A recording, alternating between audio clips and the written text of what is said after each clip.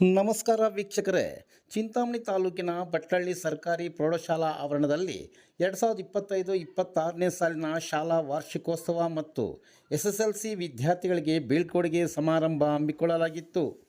ಕಾರ್ಯಕ್ರಮಕ್ಕೆ ಪ್ರಾರ್ಥನೆಯೊಂದಿಗೆ ದೀಪ ಬೆಳಗಿಸುವ ಮೂಲಕ ಚಾಲನೆ ನೀಡಲಾಯಿತು. ಕಾರ್ಯಕ್ರಮಕ್ಕೆ ಮುಖ್ಯ ಅತಿಥಿಗಳಾಗಿ ಸರ್ಕಾರಿ ಪದವಿ ಪೂರ್ವ ಕಾಲೇಜು ಪ್ರಾಂಶುಪಾಲರಾದ ಡಾಕ್ಟರ್ ಮುನ್ರೆಡ್ಡಿ, SDMC ಅಧ್ಯಕ್ಷೆಯಾದ ಗಾಯತ್ರಿ, ಪ್ರೌಢಶಾಲಾ ಮುಖ್ಯ ಶಿಕ್ಷಕರಾದ N. Suresh, Batlalli ಕ್ಲಸ್ಟರ್ನ CRP Shrimati Sarojamma, GMHP ಶಾಲೆಯ ಶಿಕ್ಷಕರಾದ G. ಸತ್ಯಂ, ಬಟ್ಲಳ್ಳಿ ಪೊಲೀಸ್ ಠಾಣೆಯ ASI M. ಪಾಷಾ, ಆರೋಗ್ಯ ಇಲಾಖೆಯ ವೇದವಲ್ಲಿ, ಸರ್ಕಾರಿ ಪ್ರೌಢಶಾಲಾ ಸಹಶಿಕ್ಷಕರ ಸಂಘದ ಅಧ್ಯಕ್ಷ ಮಂಜುನಾಥ್, ಕಾಸಾಪ ಅಧ್ಯಕ್ಷರಾದ ಶ್ರೀನಿವಾಸ್, SDMC ಸದಸ್ಯರಾದ ಲಕ್ಷ್ಮೀದೇವಮ್ಮ, ಶ್ರೀನಿವಾಸ್ ರೆಡ್ಡಿ, ವೆಂಕಟರಮಣಪ್ಪ ಮತ್ತಿತರರು ಉಪಸ್ಥಿತರಿದ್ದರು. ಶಿವ ಬಾಗುವುದು ಎನ್ನ ಕಾಯ, ನಾನೇಕೆ ಅಂಜಲಿ ನೀ ನನ್ನ ಹಂಬಲಿ, ನಾನೇಕೆ ಅಂಜಲಿ ನೀ ನನ್ನ ಹಂಬಲಿ, ನೀಡು ಶಿವ ಶಿವ ಬಾಗುವುದು ಎನ್ನ ಕಾಯ. ಶೃಂಗಾರ ಕೃತಕ ಬಂಗಾರ ಕ್ಷಣಿಕ ಬಾಲಲ್ಲಿ ಬಡಿವಾರ ಬೇಕೆ, ಶೃಂಗಾರ ಕೃತಕ ಬಂಗಾರ ಕ್ಷಣಿಕ ಬಾಲಲ್ಲಿ ಬಡಿವಾರ ಬೇಕೆ. ನೀನಿತ್ತ ಕಾಯ ನೀನಿತ್ತ ಕಾಯ, ನಿನ್ನ ಕೈಲೆ ಮಾಯ, ಆಗೋದು ಹೋಗೋದು ನಾ ಕಾಣೆನೆ. ನೀಡು ಶಿವ ನೀಡದಿರು ಶಿವ ಬಾಗುವುದು ಎನ್ನ ಕಾಯ, ನಾನೇಕೆ ಅಂಜಲಿ ನೀ ನನ್ನ ಹಂಬಲಿ, ನಾನೇಕೆ ಅಂಜಲಿ ನೀ ನನ್ನ ಹಂಬಲಿ, ನೀಡು ಶಿವ ನೀಡದಿರು ಶಿವ ಬಾಗುವುದು ಎನ್ನ ಕಾಯ. ಮಾಲಿಗೆ ಕೊಟ್ಟರು ಮರದಡಿಯ ಇಟ್ಟರು, ನಾನಂತೂ ನಿನ್ನನ್ನಲಾರೆ. ಮಾಲಿಗೆ ಕೊಟ್ಟರು ಮರದಡಿಯ ಇಟ್ಟರು, ನಾನಂತೂ ನಿನ್ನನ್ನಲಾರೆ. ಸಾರಂಗಮನಕ್ಕೆ ಸಾರಂಗಮನಕ್ಕೆ ನೂರಾರು ಬಯಕೆ, ಮುಂದಿಟ್ಟು ರಮಿಸೋದು ನಾ ಕಾಣನೆ. ನೀಡು ಶಿವ ನೀಡದಿರು ಶಿವ ಬಾಗುವುದು ಎನ್ನ ಕಾಯ, ಶಿವ ನೀಡದಿರು ಶಿವ ಬಾಗುವುದು ಎನ್ನ ಕಾಯ, ನಾಗುವುದು ಎನ್ನ ಕಾಯ.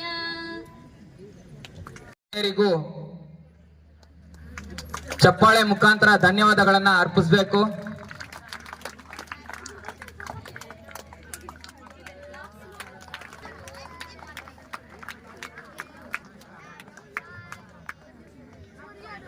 ದೀಪದಿಂದ ನಾವು ಕತ್ತಲೆಯಿಂದ ಬೆಳಕಿನ ಕಡೆಗೆ ನಡೆದು ಬರುವ ದಾರಿಯನ್ನೇ ಸೂಚಿಸೋದು ಬೆಳಕು. ಶಿಕ್ಷಕಿ ಆಗಿ ಈ ಸಮಾಜಕ್ಕೆ ಒಂದು ಮಾಹಿತಿಯನ್ನ ನೀಡಿ ಒಂದು ಮಾದರಿಯನ್ನ ತೋರಿಸಿಕೊಟ್ಟಂತಹ ಸಾವಿತ್ರಿಬಾಯಿ ಫುಲೆ ಅವರಿಗೆ ಈ ಪುಷ್ಪಾರ್ಚನಾ ಕಾರ್ಯಕ್ರಮದಲ್ಲಿ ಭಾಗವಹಿಸಿದಂತಹ ವೇದಿಕೆ ಮೇಲಿರುವಂತಹ ಎಲ್ಲ ಗಣ್ಯರಿಗೂ ಹೃತ್ಪೂರ್ವಕವಾದ ಆದ್ರೆ ಸಂತೋಷ. ನಾವು 10th ಪಾಸ್ ಆಗಿ ಕಾಲೇಜು ಹಂತಕ್ಕೆ ಕಲಿತಾ ಇದ್ದೀವಿ ಅಂತ ಹೇಳಿ ಎಲ್ಲೋ ಒಂದ್ ಕಡೆ ಸಂತೋಷ. ನೀವು ಬೇರೆಲ್ಲೋ ತರಗತಿಗೆ ಪದಾರ್ಪಣೆ ಮಾಡ್ತಾ ಇರ್ತಕ್ಕಂಥದ್ದು ಸಂತೋಷ ಅಂತೇಳಿ ಎರಡೂ ರೀತಿಯಾದಂತಹ ಸಂತೋಷ ನಿಮ್ಮಲ್ಲಿ ಒಂದು ಆವಶ್ಯಕ. ವಿದ್ಯಾರ್ಥಿಗಳೇ, ಶಾಲಾ ವಾರ್ಷಿಕೋತ್ಸವ ಜೊತೆಗೆ ಅತಿ ಮುಖ್ಯವಾಗಿ ಬೀಳ್ಕೊಡುಗೆ ಸಮಾರಂಭ ಇದೆ. ನೀವೆಲ್ಲ 10ನೇ ತರಗತಿಯ ವಿದ್ಯಾರ್ಥಿಗಳಿದ್ದೀರಾ. ಮುಂದೆ ಅತಿ ಮುಖ್ಯವಾಗಿರ್ತಕ್ಕಂತಹ SSLC ಪರೀಕ್ಷೆಯಿಂದ ಪರೀಕ್ಷೆಯನ್ನು ಯಾವ ರೀತಿ ಬೇಯಿಸಬೇಕು ಅಂತಕ್ಕಂಥ ಅತಿ ಮುಖ್ಯವಾದ ವಿಚಾರ. ವಿದ್ಯಾರ್ಥಿಗಳೇ, 10th ಎಕ್ಸಾಮ್ ಅಂತ ಆತಂಕ ಪಡಬೇಡಿ. ಪರೀಕ್ಷೆ ಅಂತಕ್ಕಂಥದನ್ನ ಅತ್ಯಂತ ಸರಳವಾಗಿ ತಗೋಬೇಕು. ಯಾಕಂದ್ರೆ ಗಾಬರಿಯಿಂದ ಆತಂಕದಿಂದ ಪರೀಕ್ಷೆಯನ್ನು ತಾವು ಬರೀಲಿಕ್ಕೆ ಹೋಗಬಾರದು. ವಿದ್ಯಾರ್ಥಿಗಳಲ್ಲಿ ಪರೀಕ್ಷೆಯನ್ನ ಆತಂಕವನ್ನ ಮೆಟ್ಟಿ ನಿಂತಾಗ ಒಳ್ಳೆ ಫಲಿತಾಂಶ ಬರಲಿಕ್ಕೆ ಸಾಧ್ಯ. ಹೆಂಗಂದ್ರೆ ಪ್ರಶ್ನೆ ಪತ್ರಿಕೆಯನ್ನ ನೀಟಾಗಿ ಓದಬೇಕು, ಆವೇಶ ಪಡಬಾರದು. ಆಲೋಚನೆ ಮಾಡಿ ಪ್ರಶ್ನೆ ಪತ್ರಿಕೆಯನ್ನ ಓದಿ ಅರ್ಥೈಸಿಕೊಂಡು ಆನ್ಸರ್ನ ಬರೀಬೇಕು. ಹೆಂಗೆ ಅವಸರ ಪಡಬಾರದು, ಆಲೋಚನೆ ಮಾಡಬೇಕು ಪರೀಕ್ಷೆಯಲ್ಲಿ ಅನ್ನೋದಕ್ಕೆ ಒಂದು ಎಕ್ಸಾಂಪಲ್ ಏನಪ್ಪಾ ಅಂದ್ರೆ, ತಾಯಿ ಋಣ ಯಾವ ತರ ತೀರ್ಸಕ್ ಆಗಲ್ಲ ಅಂತ ಒಂದು ಉದಾಹರಣೆ ಮೂಲಕ ಕೊಟ್ಟಿದ್ದಾರೆ. ಅದನ್ನೆಲ್ಲ ನಿಮ್ಮ ಜೀವನದಲ್ಲಿ ನಿಮ್ಮ ಮಕ್ಕಳು ನೀವು ಅಳವಡಿಸ್ಕೊಳ್ಳಿ.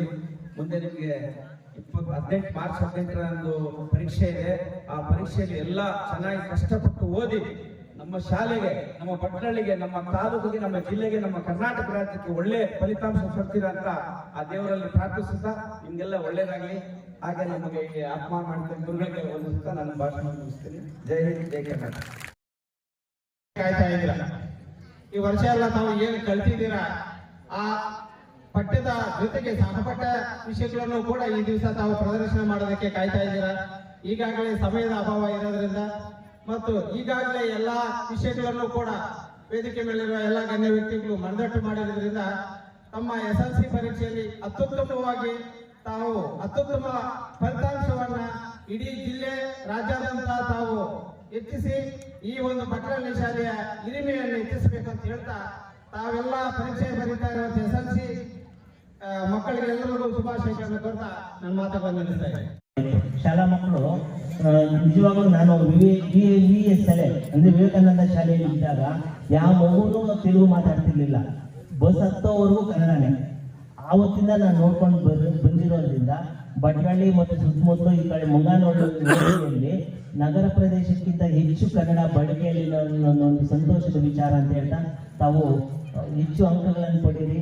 ನಿಮ್ಮ ಶಾಲೆಗೆ, ನಿಮ್ಮ ಶಿಕ್ಷಕರಿಗೆ, ನಿಮ್ಮ ಪೋಷಕರಿಗೆ ಹೆಸರು ತನ್ನಿ ಅಂತ ಹೇಳ್ತಾ ನಿಮ್ಗೆ ಒಳ್ಳೇದಾಗಲಿ ಅಂತ ಹಾರೈಸ್ತಾ ಇದ್ದೀನಿ. ಧನ್ಯವಾದಗಳು. ಸಾಕಷ್ಟು ಅಭಿವೃದ್ಧಿ ಆಗಿದೆ. ಯಾಕಂದ್ರೆ ಇವತ್ತು ಈ ಶಾಲೆಗೆ ಸುಮಾರು ಒಂದು 20 ಲಕ್ಷದ ಪ್ರಾಜೆಕ್ಟ್ ಬಂತು. ಏಷ್ಯಾದಲ್ಲೇ 2ನೇ ಶಾಲೆ ಇದು. 3ನೇ ಶಾಲೆ ನಮ್ಮ ಶಾಲೆ, ಸರ್ಕಾರಿ ಪ್ರೌಢಶಾಲೆ ಕೇರಾವಟಳ್ಳಿ. 3D ವೆಲ್ಫೇರ್ ಅಸೋಸಿಯೇಷನ್ ಇಂದ ಸುಮಾರು 20 ಲಕ್ಷದ ಒಂದು ಪ್ರಾಜೆಕ್ಟ್ ಬಂದಿದೆ. ನಿಮ್ಗೆಲ್ಲ ಗೊತ್ತಲ್ಲ, ಹೊಡೆದಿರಲ್ಲ ನೀವೆಲ್ಲ ನಿಮ್ಮ ಶಾಲೆಯಲ್ಲಿ. ನಮ್ಗೆ ಎಲೆಕ್ಟ್ರಿಸಿಟಿಯಿಂದ ಕರೆಂಟೇ ಬೇಕಾಗಿಲ್ಲ, ನಮ್ಗೆ ಫ್ರೀ ಆಗಿ ಕರೆಂಟ್ ಬರ್ತಾ ಇದೆ. ಸುಮಾರು 420 ಕಿಲೋವ್ಯಾಟ್ ಸಾಮರ್ಥ್ಯದ ಒಂದು ಕರೆಂಟ್ ಅನ್ನ ನಮ್ಮ ಶಾಲೆಯಲ್ಲೇ ನಾವು ಉಪಯೋಗಿಸ್ಕೊಳ್ತಾ ಇದ್ದೀವಿ. ಸುಮಾರು 14 ಕಂಪ್ಯೂಟರ್ ಕೊಟ್ಟಿದ್ದಾರೆ, ಪ್ರೊಜೆಕ್ಟರ್ ಕೊಟ್ಟಿದ್ದಾರೆ. ನೋಡಿ, ಇಂಥ ಒಂದು ಸೌಭಾಗ್ಯ ನಮ್ಮ ಸರ್ ಬಂದ ಮೇಲೆ ಸಿಕ್ತು. ಅದೇ ರೀತಿ ಇವತ್ತು ಸರ್ ಹೇಳ್ತಾ ಇದ್ರು, ಸಾಕಷ್ಟು ನಾವು ವೃತ್ತಪತ್ರಿಕೆಗಳಲ್ಲಿ, ಗ್ರೂಪ್ಗಳಲ್ಲಿ ನೋಡ್ತಾ ಇರ್ತೀವಿ. ಯಾಕಂದ್ರೆ ನಿಮ್ಮ ಸಾಧನೆ ಸಾಕಷ್ಟು ಬೆಳೆದಿದೆ. ಇವತ್ತು ನೀವು ಕ್ರೀಡಾ ಒಂದು ಮನೋಭಾವನೆಯನ್ನ ಹೆಚ್ಚು ಬೆಳೆಸಿಕೊಳ್ತಾ ರಾಜ್ಯ ಮಟ್ಟಕ್ಕೆ ಕೂಡ ಹೋಗಿದ್ದೀರಾ. ಅನೇಕ ಬಹುಮಾನಗಳು ಬಂದಿದ್ದಾರೆ. ನಿಮ್ಗೆಲ್ಲರಿಗೂ ನಾನು ಮತ್ತೊಮ್ಮೆ ಅಭಿನಂದನೆಗಳನ್ನು ಸಲ್ಲಿಸ್ತೇನೆ. ಅದರಲ್ಲಿ ಸುಮಾರು 67 ವರ್ಷಗಳಾಯಿತು ಈ ಶಾಲೆ ಪ್ರಾರಂಭ ಆಗಿ. ಸುಮಾರು ಈಗ ಪ್ರಸ್ತುತ ಈ ವರ್ಷ 264 ಮಕ್ಕಳು ವಿದ್ಯಾಭ್ಯಾಸ ಮಾಡ್ತಿದ್ದಾರೆ.